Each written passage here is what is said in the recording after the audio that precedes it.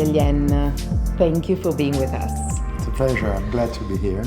I want to ask you, at the very beginning, we have quite a long story now between Campo Marzo 70 and Matiere Premiere. Do you remember how it started? As a matter of fact, really well. I remember because Matière Première was almost born at the same time as a partnership with Campo Marzo. Campo Marzo 70 was like the first distributor of Matière Première. That was 5 years ago. I remember meeting in Cannes, in the south of France, the owners of Campo Marzo 70, Fabrizio and Valentino. I remember telling them about the philosophy of Matière Première, smelling the fragrances, and right away they were in it. They were like, they were part of the project. They were like, we want to work together, and that's how our amazing collaboration started. And it has been really a great journey ever since. It has been amazing, actually. You are a perfumer born in Grasse. Your dad was a perfumer. But when did you feel like, let's call it the call to become a creator of fragrances? It's difficult to say exactly when I decided to become a perfumer. What I say to people when I'm asked this question is, I grew up in an environment of creation. My father was a perfumer, as you said. My mother was a sculptress. She was sculpting Italian marble. And I grew up in this environment of creative people, whether they were perfumers, painters, sculptors, architects. And really, it's unique.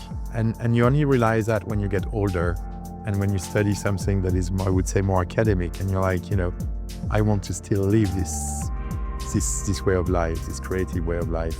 And it's when I joined the perfumery school, when I walked into a perfumery school surrounded by ingredients, by raw materials, that it took all my life, that I realized that I wanted to dedicate my life to fragrance creation, not just to create fragrance, but to collaborate with people from different parts of the world.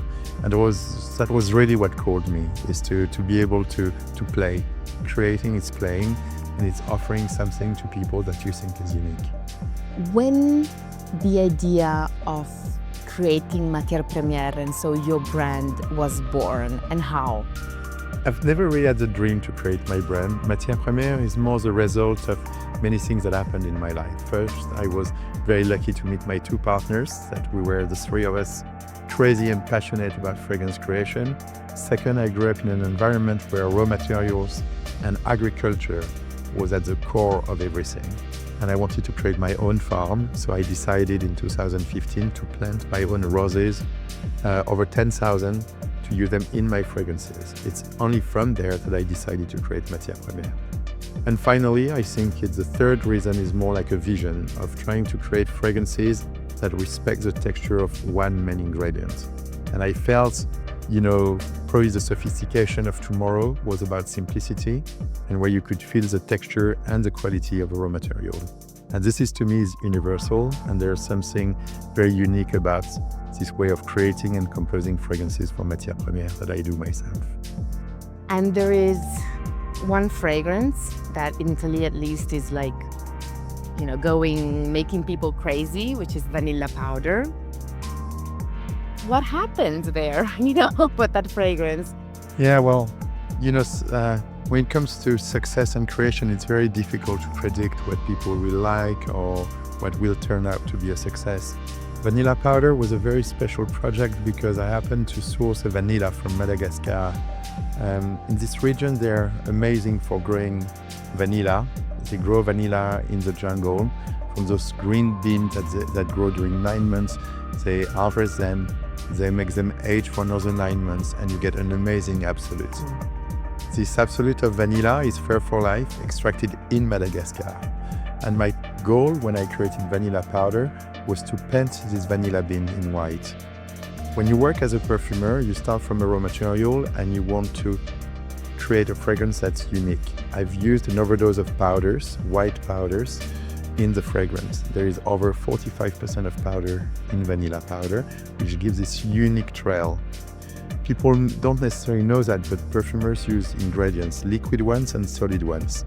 Powders, such as cologne, such as ambroxan, such as vanillin, such as ambrosinide, are modern powders that give this uniqueness to vanilla powder. I've also used a hint of coconut powder, and finally some natural Palo Santo that is sourced in South America to give this unique trail and this whiteness very specific to vanilla powder.